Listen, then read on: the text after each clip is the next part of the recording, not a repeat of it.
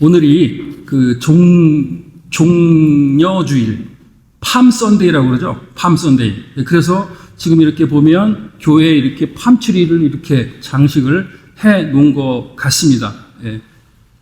십자가에 이렇게 또 팜트리를 달아놓은 거는 저는 보신 적 있으세요? 네. 예수님께서 이제 예루살렘에 입성을 하십니다. 그러니까 많은 사람들이 모여서 이 팜트리를 꺾어 들고 호산나, 호산나를 이렇게 외치셨습니다. 호산나가 무슨 뜻이죠? 호산나? 호산나, 호산나. 자꾸 저희 그 집사람이 질문하지 말라고, 왜 질문을 해가지고 이렇게 하지 말라고 하는데, 예, 질문을 안 해야죠. 예, 호산나. 그게 구원하소서, 구원하소서. 네. 최삼장로님이 오셨네. 예. 구원하소서, 구원하소서. 예.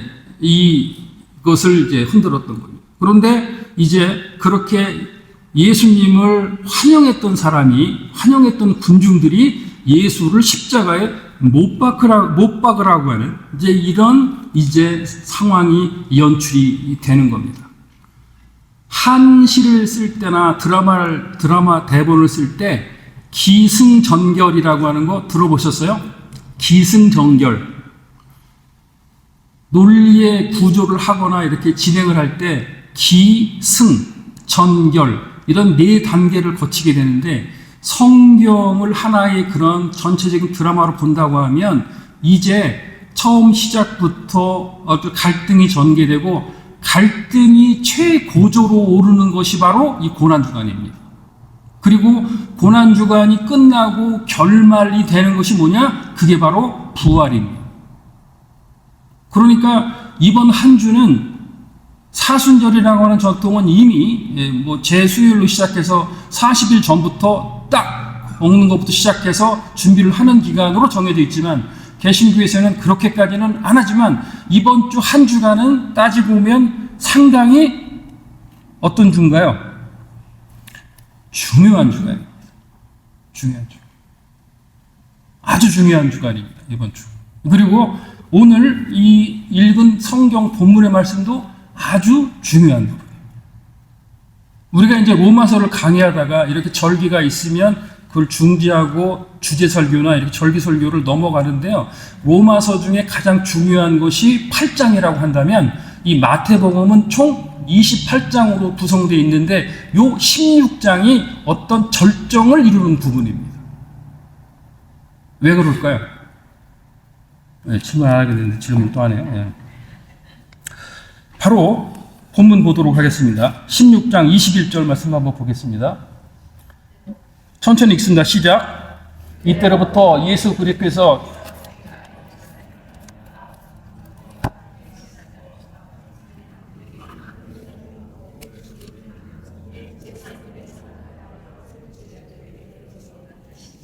아멘.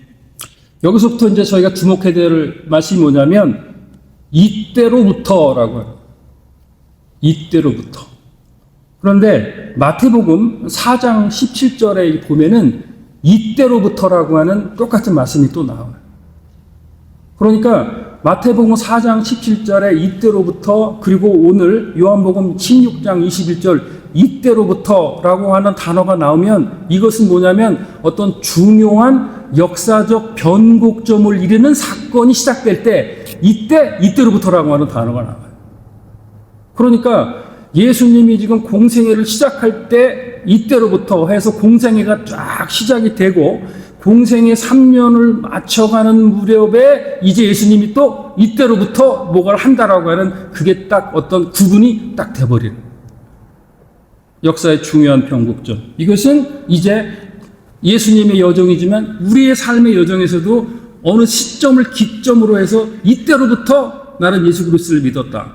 이때로부터 어떻게 하겠다라고 하는 여러 가지 이제 변화의 순간들이 있게 돼 있습니다. 이때로부터 그 마태복음 4장 17절에 나오는 그 이때로부터는 뭐냐면 예수님께서 뭐라고 말씀하셨냐면 회개하라 천국이 가까웠느니라 라고 사역을 시작을 하셨어요. 침례 요한, 세례 요한도 마찬가지로 회개하라라고 시작을 했습니다. 이때로부터. 그 회개하라고 하는 뜻은 무슨 뜻일까요? 회개하라. 뭘 회개하라는 거예요? 회개라고 하는 뜻이 뭡니까? 우리도 이렇게 자꾸 회개 기도 예배 때마다 하는데요. 회개라고 하는 뜻이 뭐예요? 왜 회개를 해야 되는 겁니까? 회개라고 하는 것은 뭐냐면 결국은 딱 한 가지, 방향을 돌이킨다는 거예요. 방향을 돌이키는. 그러면 예수 그리스도가 오기 전에는 그냥 세상의 방향대로, 세상대로 나가는 것이 맞았는데 예수 그리스도가 와서는 그때부터는 방향이 어디로 가야 된다? 천국 복음을 전파하시는 예수님 쪽으로 방향을 돌리라라고 하는 것이에요. 그래서 회개하라라고 하는 말이 나오기 시작합니다. 처음부터 회개하라. 그런데 이제 마태복음 4장 17절에 회개하라고 하는 그 말씀 가운데서 돌이키라고 하는 거 하면서 예수님께서 공생애를 쫙 시작을 하셨죠. 그런데 공생애 하시는 동안에 이렇게 십자가를 매시기 전까지는 누구를 대상으로 했냐면 일반 군중이나 일반 사람들을 상대로 해서 이제 쭉 사역을 시작하신 거죠. 그 대표적인 게 이제 마태복음 4장의 회개의 말씀, 그 다음에 마태복음 5장에 보면 그 유명한 산상수훈이라고 하는 것으로 시작해서 쭉 말씀을 주시다가 오늘이 이제 16장인데 마태복음 14장에 보면은 5병이요, 7병이 기적으로 쭉 이어져서 예수님의 사역을 끌고 가시는 거예요. 그러시다가 이제 마태복음 16장 21절에 그때가 한 텀이 끝나고 이때로부터 이제 대상층을 누구로 하냐면 제자들에게 얘기를 하는데 그 제자들이 얘기하는 대상은 종교 지도자들을 상대로 한 그 내용을 이제 제자들에게 얘기를 하는 겁니다. 제자들에게 예수님께서 처음으로 뭐 할 것을 내가 십자가를 메고 죽고 난 다음에 3일 만에 부활하겠다고 하는 그것을 이제 얘기를 하고 있는 것입니다. 21절에 보면 예수님께서 예루살렘에 올라가라고 하는 말씀을 하시는데 성경은 어디를 보더라도 예루살렘에서 내려가라고 하는 단어 표현은 없습니다. 예루살렘이 높은 데에 있어서 올라가나요? 그게 아니라 그때 당시 예루살렘은 정치, 경제, 사회, 문화 모든 것에 대한 중심이에요.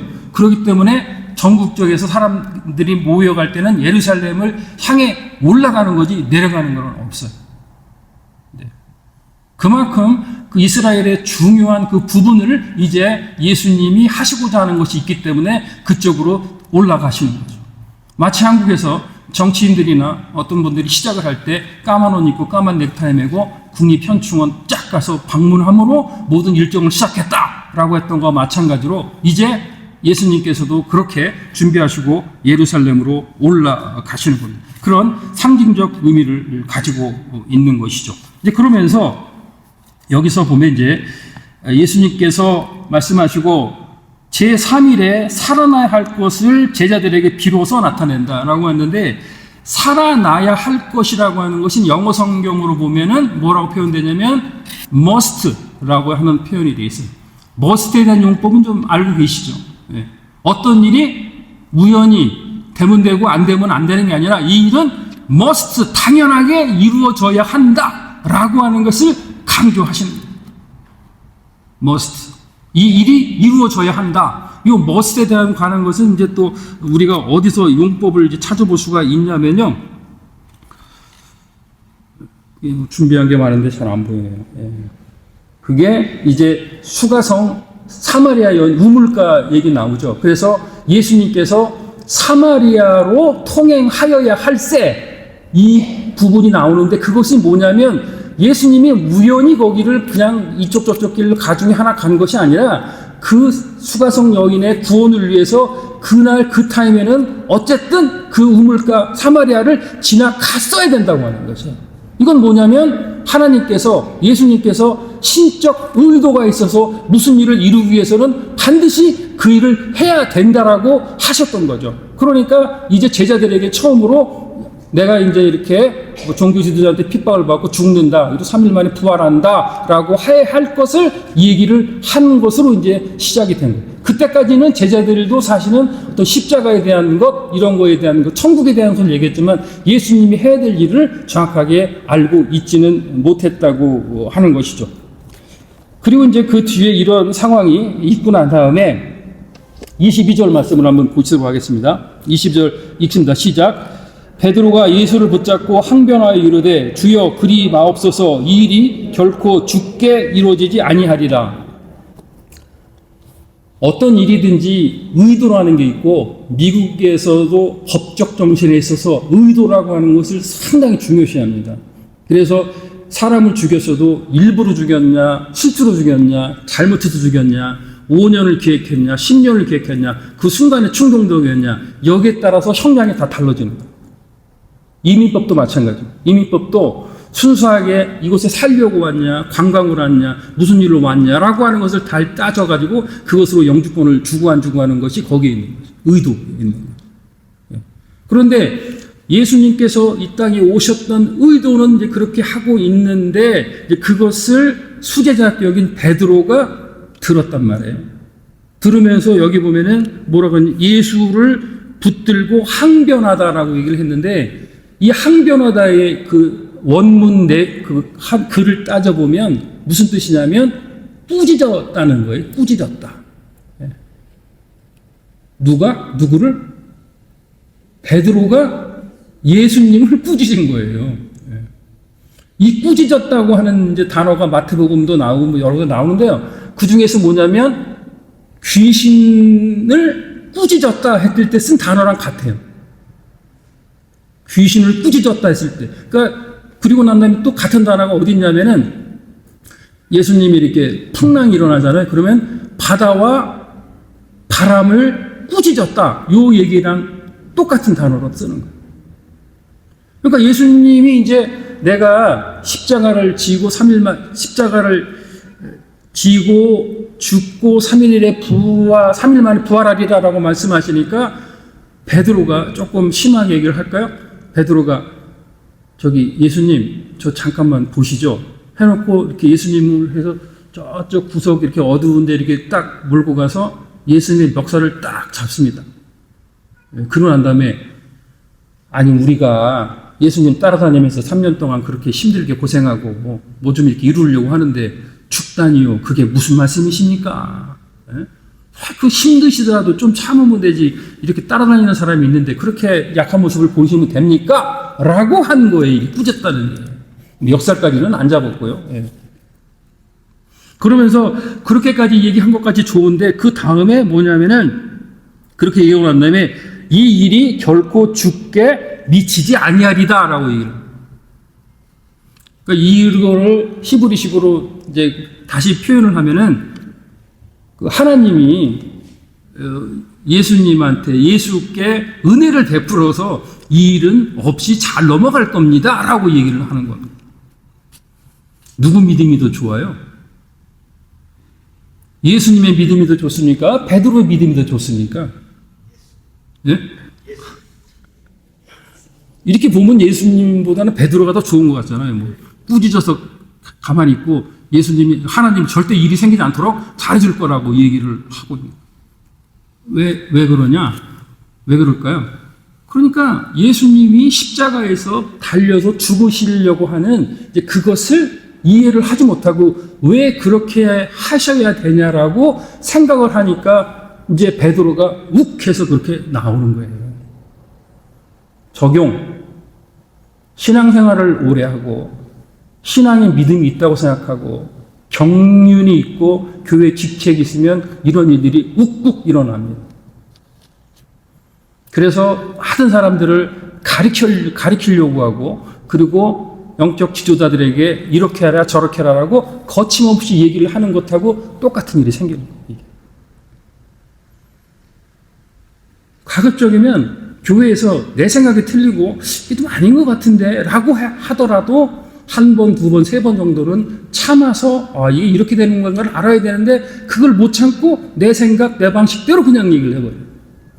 그게 교회뿐만이 아니라 교회에서 했으면 가정에서 그런 일이 일어나고 가정에서 보면 부부관계 아니면 부부, 자녀관계, 이웃관계 이런 데서도 그냥 이렇게 부스부스 나타나는 거예요. 무슨 근거로 그러냐? 예. 내가 더 옳다고 생각하고 내 믿음이 맞다고 생각하는 거거든요. 베드로처럼 이렇게. 고난주간 예수님께서 이제 쭉 피자 배달을 왔습니다. 고난주간에서 이렇게 우리가 꼭 묵상을 하고 나가야 될 부분이 이제 어떤 부분이냐면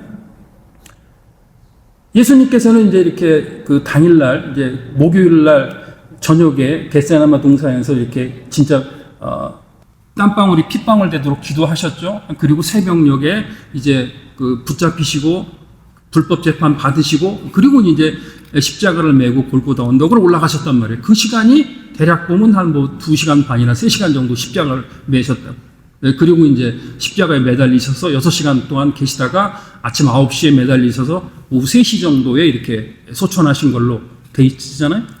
그러면 결국엔 뭐냐면 우리가 그 시간 동안 예수님 하셨는데 이번 한 주간 요일별로 그것을 쭉 진행해야 될 이유가 뭐냐면 바로 이런 것 때문에 그런 거예요.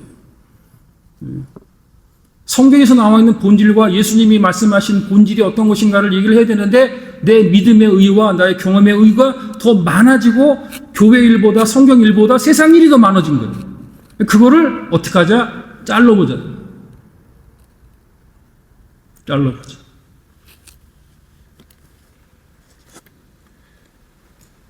그 이어서 23절의 말씀 계속 보시도록 하겠습니다. 6장 23절 다 같이 읽습니다. 시작. 예수께서 돌이키시며 베드로에게 이르시되 사탄아 내뒤로 물러가라. 너는 나를 넘어지게 하는 자로다. 내가 하나님의 일을 생각지 아니하고 도리어 사람의 일을 생각하시는도다. 라고 이제 예수님께서 어떻게 하십니까? 정신 차려라. 네 자리가 어딘지 다시 한번 생각해봐라. 라고 베드로에게 얘기를 했습니까? 베드로를 향한 얘기입니까? 사탄아 물러가라면 사탄이 베드로입니까? 누구한테 한 얘기십니까? 예수님께서. 예? 사탄이 그러면 그렇게 내 뒤로 물러가라. Away from me. 내 뒤로 빠져라. 성경 어디를 보더라도 사탄아 너는 죽어라. 사라질지어다. 이런 얘기는 없어요. 사탄아 물러나라 얘기가 있지. 왜 그러셨을까? 사탄이 그렇게 만만한 대상이 아닙니다. 내가 사탄을 상대해서 이길 수 있다고 생각하면 그건 잘못된 생각입니다. 우리는 사탄을 이길 수가 없습니다. 사탄을 이길 수 있는 것은 오로지 한 분이 계십니다. 그런데 중요한 것은 뭐냐면 이 예수님께서 그렇게 순서가 뒤바뀌고 예수님께서 하시려고 하는 그 일, 왜 예수님이 그 종교 지도자에게 핍박을 받아서 십자가를 메고 그리고 십자가에서 죽으셔야 되는지를 갖다가 그걸 모르는 거예요. 그러니까 그런 일 없다고 말리고 하니까 조금 이렇게 오바를 하는 거죠. 지금 얘기로. 그러니까 이제 예수님이 베드로에게 사탄아 물러가라 라고 얘기를 이렇게 딱 시작을 합니다. 이 사탄아 물러가라는 얘기는 예수님께서 공생애를 시작하실 때 금식하시고 처음에 사탄의 시험을 받을 때 사탄이 어떤 그 질문을 하죠? 어떻게 해보라고 시험을 하죠? 이 돌덩이를 변해서 떡으로 만들어라. 예수님이 이거 만들 수 있을까요? 없을까요? 우리에게 주는 유혹은 다 우리가 할 수 있는 유혹입니다. 저보고 예를 들어서 1000억을 만들어봐라. 그거는 못합니다. 그런데 어떻게 해서 몇만 불 만들어봐라 하면 어떻게 할 수 있을 것 같거든요. 그거를 할 수 있게 만드는 것이 누구냐면 사탄이에요.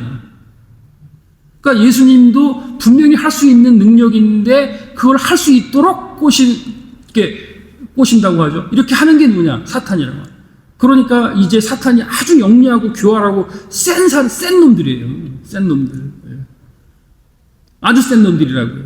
그러면은 사탄의 미션은 뭐냐면 사탄은 결국에는 뭐냐면 예수님이 그냥 여기 성경에 보면 예수님을 딱 보고 아이고 이게 뭐 하나님의 아들이라는 얘기가 막 튀어나올 정도로 영적으로 다 아는 애들이기 때문에 그냥 예수님은 하나님의 아들로 그냥 그대로 잘 사세요. 그렇게 편안하게 하나님의 아들로 우리하고 무슨 상관이 있다 그러세요. 그냥 거기서 영화롭게 잘 사세요 라고 하는 게 사탄의 본질적인 미션이에요.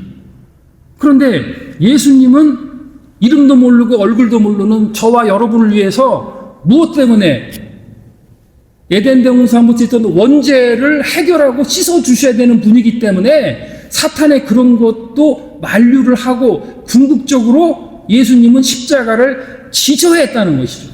왜? 우리를 너무도 사랑하셔서 우리가 갖고 있는 본질적인 죄 때문에 예수 그리스도를 통하지 않고는 하나님으로 연결될 수 없기 때문에 그 일을 예수님께서 하신 거라는 거죠.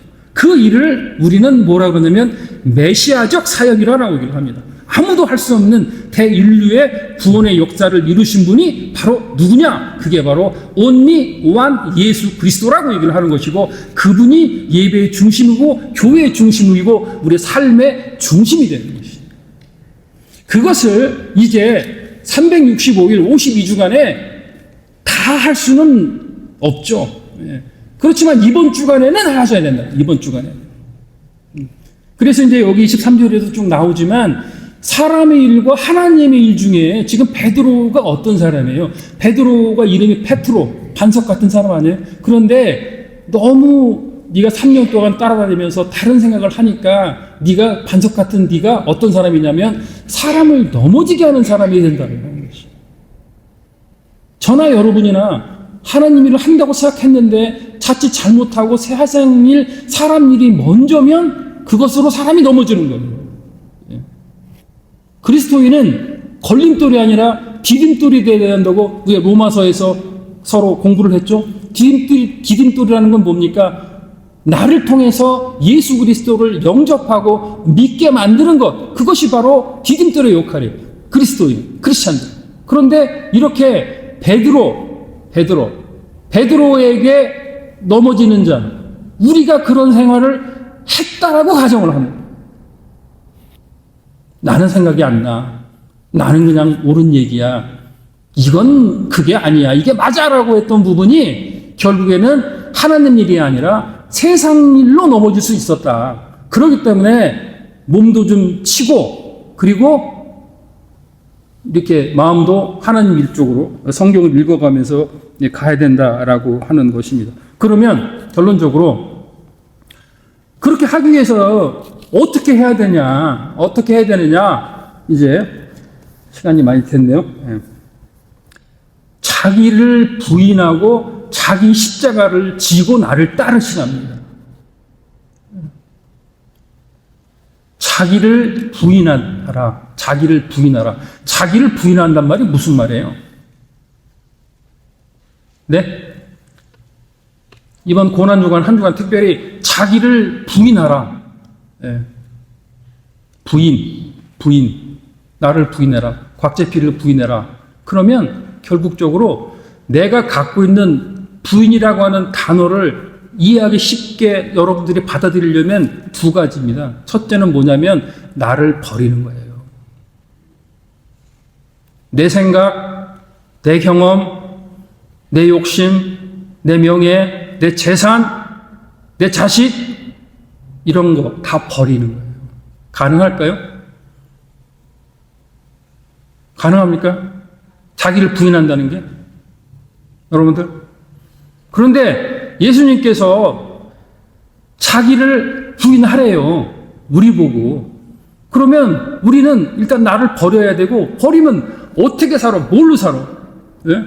그러니까 결국은 자기를 부인한다는 것은 자기를 버리는데 그냥 그러면 어디 그냥 혼자 홈리스로 살라는 게 아니라 고아처럼 내버려 두지 아니하시고 우리를 사랑하시는 예수 그리스도께 전적인 위탁을 하라고 하는 것이에요. 사람 일, 세상 일, 노후 걱정을 해서 어떻게 노후에 편안하게 안 아프고 살 것인가를 걱정하는 게 아니라 이제 어느 순간 닥쳐올 죽음의 세계, 그리고 영혼의 세계, 천국의 세계를 어떻게 의탁하고 어떻게 내가 갈 수 있느냐라고 하는 것을 더 하라는 얘기인 거예요. 전적인 위탁. 여러분들은 위탁을 어디다 모든 것을 의지하고 어디에다 맡기시냔 말이에요. 자기를 버리셨습니까? 버려야 됩니다. 그리고 이제 위탁해야 됩니다. 누구한테? 예수님께. 예전에 우리 어렸을 때 타가소라고 하죠. 타가소. 탁자가 맡길 탁자예요. 돌봐줄 탁. 맡겨서 돌봐주라. 신탁 은행할 때 신자도 맡길 신자 쓴 것. 그러게 자기 부인이라는 것이고 그것이 365일 52주 일어나야 하지만 다시 한번 이번 주간에는 그 부인, 자기 와이프가 아니라 자기를 버린다. 그리고 내가 가졌던 모든 것에 대한 믿음과 그리고 모든 의지할 것을 예수 그리스도께 위탁하는 그런 것을 가져야 되고, 그리고 오늘 설교 제목이 뭐냐면 자기를 부인하고 자기 십자가를 진다라고 했습니다. 자기 십자가. 십자가가 뭡니까? 예수님이 왜 십자가를 지셨습니까?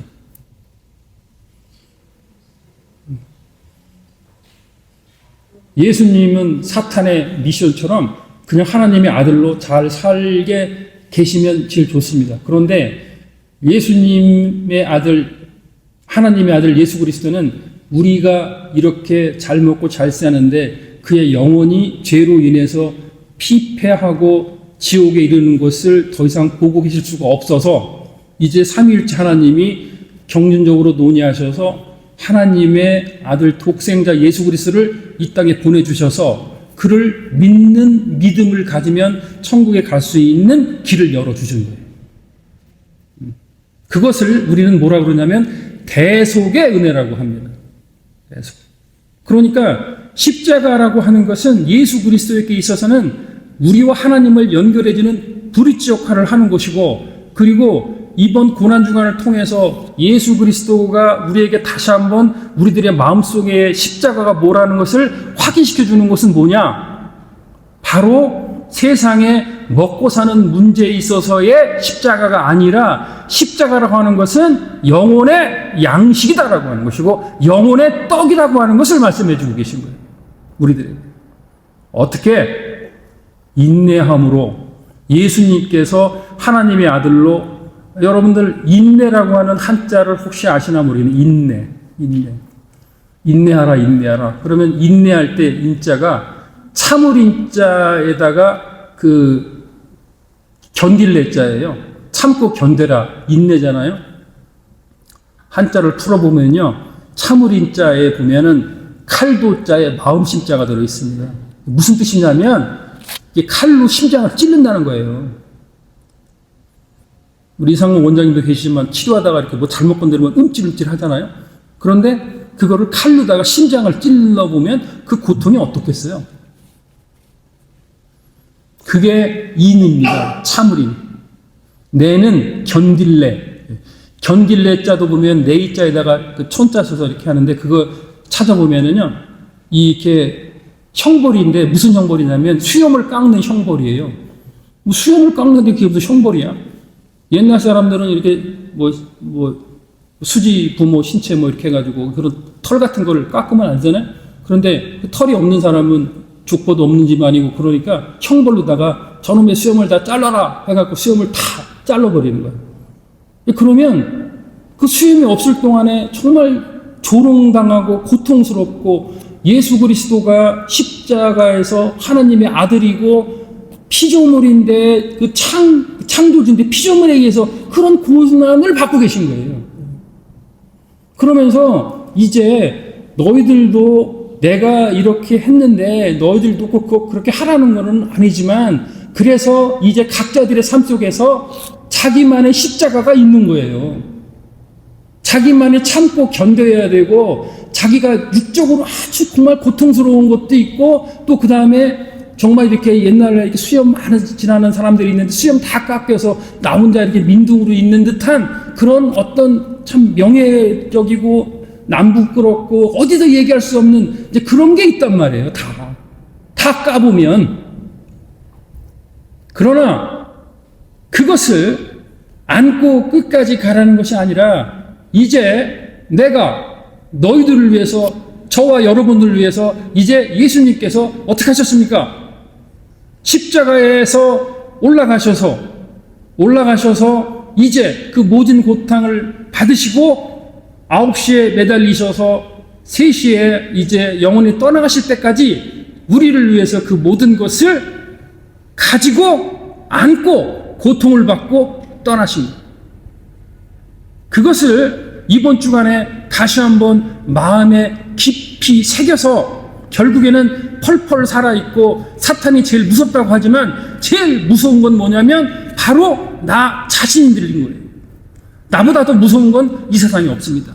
그 나보다 더 무서운 나를 이제 좀 더 가라앉히고 버리고 그리고 예수님께서 나를 위해서 죽으신 모든 십자가에 내가 모든 것을 위탁하고 맡기고 그분에게 모든 삶을 던져놓는 거예요.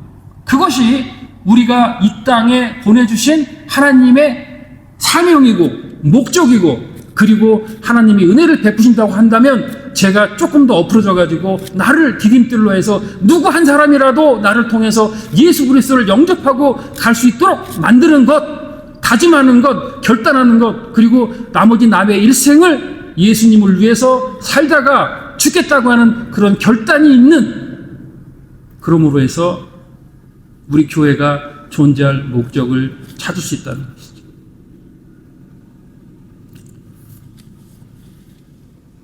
한국에 시골에서 목회하시는 목사님이 계셨는데요. 그 목사님이 이렇게 눈이 안 좋아지셨대요. 그래서 결국에는 이제 눈이 안 보이게 됐답니다. 그러니 이제 교회 성도가 많지는 않지만 후임을 찾아야 되는데 후임 올 사람도 없고 목사님은 눈이 안 보이고 어떻게 해야 되나 고민을 했는데 이제 그래도 목사님이 설교는 주일날 하셔야 된다고 해서 이제 설교를 준비를 하는데 목사님이 눈이 안 보이시니까 성경을 이제 외운 것도 있지만 그 옆에 이제 사모님이 몇 장 몇 절 생각나시면 읽어주세요. 사모님이 성경을 읽어주신대요. 그러면 그거를 가지고 일주일 내내 묵상을 하는 묵상. 그러고 난 다음에 이제 금요일이나 토요일쯤 돼서 정리가 되면 거기 사모님한테 옆에 앉아서 그리고 난 다음에 자기가 이제 묵상한 내용을 쭉 이렇게 불러준답니다. 이렇게. 그리고 나서 이제 주일날 되면 예배 시간에 이렇게 뭐 다른 건 목사님이 할 수 있는 건 하는데 설교는 잘 뭐 안 보이니까 자기가 썼어도 그 설교는 사모님이 이제 그걸 원고를 보고 읽는 거예요. 어떻게 됐을까요? 그 어느 때보다 은혜가 충만하고 지금도 그분이 그렇게 사역을 하고 계시다더라고요. 시간 되면 한번 가서 뵙고 싶어요. 뭐 한국은 뭐 그렇다 쳐요. 멀으니까 그럴 수 있겠지. 제가 그 잘 아는 목사가 한 분 있는데 홈리스 사역을 주로 합니다. 이제 사실 그 이제 어떤 도네이션 같은 걸 받는 게 어려워서 전부 다 기부 받아서 이렇게 이제 하는 거죠. 그런데 소문이 나고 좀 시간이 지나니까 그 물건을 요청하는 데가 그렇게 많대요. 이렇게 자기도 도와달라고. 그런데 자기도 도네이션 받아서 나눠주는데 그게 이제 어떤 한계가 있는 거죠. 그리고 이제 자꾸 그러는 걸 겹치다 보면 상당히 이제 힘들고 어렵다 그래요. 도와주는 데는 없고 달래는 데는 많고 그게 상당히 마음이 괴롭다 그래요. 그런데 어느 날 얼마 이제 안 지난 일인데 상당히 이제 이렇게 마음이 너무너무 낙심이 되더랍니다. 왜 하나님 이런 사역을 시켜가지고 저한테 이렇게 힘들게 하시느냐라고 자꾸 마음에 불평이 쏟아져 나오는데 그러면서도 이런 뭐 이렇게 맡기신 일이니까 해야 되는데 열심히 해야 되는데 길은 없고 답답한 마음을 갖고 있었대요. 그런데 어느 날 어딜 가다 보는데 트래픽이 상당히 심해서 뭐 급하지도 않고 너무 차가 막혀 있는 것 같아가지고 차를 이렇게 액세스로 빼가지고 어디 이렇게 골목을 가고 하다 보니까 어디 이제 쇼핑몰 트레드조라고 하는 쇼핑몰이 나오더랍니다. 파킹을 딱 하고 거기 앉아 있는데 자기도 그때부터 그 이후로까지는 자기가 왜 그랬는지 그런 일이 왜 생겼는지는 아직도 기억을 못하고 있다고 하는데 그 파킹장에 있다가 나와가지고 트레드조 들어가서 거기다가 이제 영어로 여기 매니저 어딨냐? 그럼 누가 그렇게 좀 있다가 매니저가 나오더래요. 그래서 매니저가 어떻게 여기 오셨냐? 물어보니까 이분이 하나님이 보내서 왔다. 그렇게 얘기했대요. 그 얘기도 기억이 안 나는데 나중에 지나서 그 매니저하고 만나서 얘기를 해보더니 매니저가 그러더래요. 그래서 매니저가 하는 얘기가 왜 하나님이 보냈냐? 이렇게 물어보더래요. 그래서 내가 이렇게 저렇게 지금 이렇게 홈리스 사역을 하는데 그냥 여기 한번 와보라 그러더라. 그래서 왔다. 이렇게 얘기를 했답니다. 뭐라 그랬을까요, 매니저가? 예? 예? 잠깐 기다리라고요? 뭐 약속도 돼 있던 것도 아니고 사실 어디 운전하고 가다가 차 막혀가지고 차 빼가지고 갔던 건데 이제 매니저가 아니 그렇지 않아도 여기 지금 계속 익스파이트에서 나가는 게 많은데 요일별로 2, 3일씩 와서 갖고 가야 되는데 어디 업체가 아니고 뭐 어디 단체에서 온다 그랬다 안 온다 그랬다 해서 창고에 쌓인 게 많은데 아이 잘 됐다 너 이거 오늘 좀 와서 가져가라. 그렇게 해서 그때하고 이제 트레드조하고 연결이 돼가지고 그렇게 해서 거기 있는 물건을 이제 받기 시작합니다. 그런데 그 매니저가 어떻게 정말 하나님이 보내준 사람으로 알았는지 인근 트레드조 체인 몇 군데다가 또 이렇게 얘기를 해줬대요. 이렇게 그분 소개시켜줘서 그 사역을 하고 있는데 사역의 그 이름을 그래서 오병이어로 이제 바꾸고 시작을 했다고. 물질의 어떤 풍요를 얘기하고 싶은 내용이 아닙니다. 눈이 멀었던 분도 행복할 수 있습니다. 그리고 하나님의 경험을 체험할 수 있습니다. 우리가 얼마나 사람의 일을 생각하지 않냐고 하나님의 일을 생각하느냐. 거기에 이번 한 주간 하나님의 반응이 나올 겁니다. 나 자신을 예수님 십자가에 돌아가셔서 슬퍼서 감정적으로 너무 격한 것이 아니라 이제 정말로 살아있는 펄펄 뛰는 내 자아를 이번 주간에 십자가의 못을 박아야 합니다. 그리고 거기서 우리는 죽었지만 다시 한번 죽어야 됩니다. 그랬을 때 우리 안에 예수 그리스도가 편만하게 역사하십니다. 고난주간의 십자가의 의미는 바로 저와 여러분이 우리 나를 부인하고 내 십자가, 자기 십자가를 지고 다시 한번 예수 그리스도께 나가서 우리가 가야 될 사명을 완수하는 것입니다. 그 사명이 십자가 이름으로 완성되기를 주님의 이름으로 축원드립니다.